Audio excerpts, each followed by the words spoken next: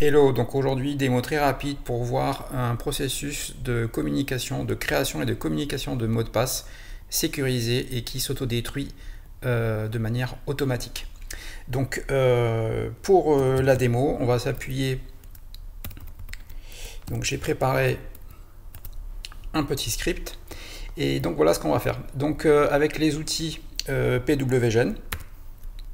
Donc PWGen, ça va être la première partie qui va nous permettre de créer des mots de passe de manière sécurisée, très configurable et avec plein d'options possibles. Bon, et par exemple, de base, on peut générer tout un ensemble.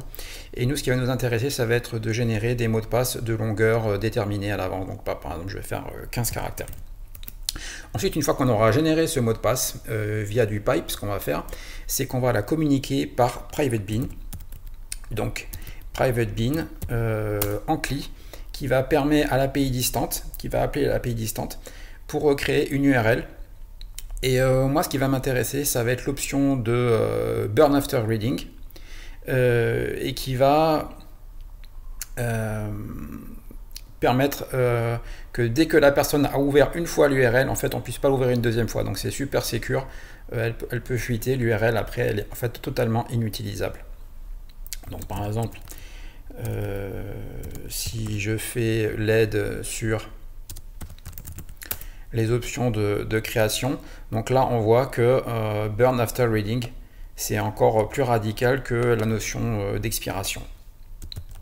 Et ensuite, pour finir, on va prendre cette URL et l'envoyer dans Mobitag directement, et là encore via du pipe. Donc on va faire ça. Comment est-ce que ça marche? Eh bien en fait il y a une méthode pour ça.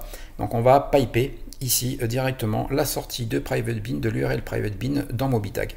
Donc voilà, donc c'est parti.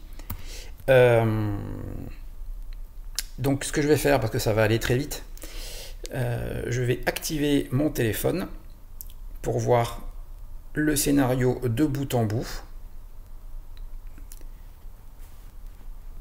Voilà, je suis prêt. Et puis, eh bien, on va pouvoir lancer le script tout simplement.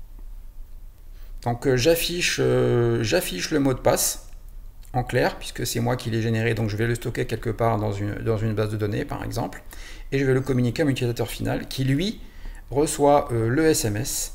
Et comme vous pouvez voir, je ne veux même pas afficher l'URL private bean. Donc là, je vais sur le téléphone. Je vois que j'ai mon secret qui est arrivé, qui m'a été livré.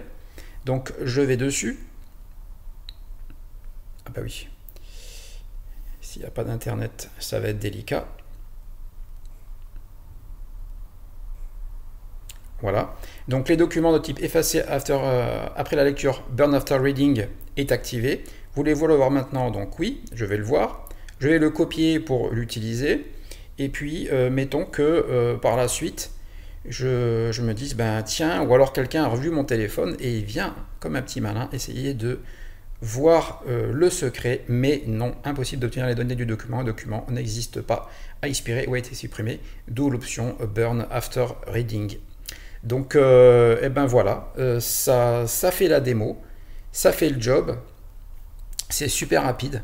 Et donc, vous voyez que juste avec des commandes de base, qu'on peut piper et qui ont été conçues pour être pipées les unes avec les autres, eh bien, on peut faire des choses de manière super sécure, super rapide, super automatique, et tout dans le terminal, et puis tout scriptable, puisqu'après on peut en faire un shell, l'automatiser, etc., etc.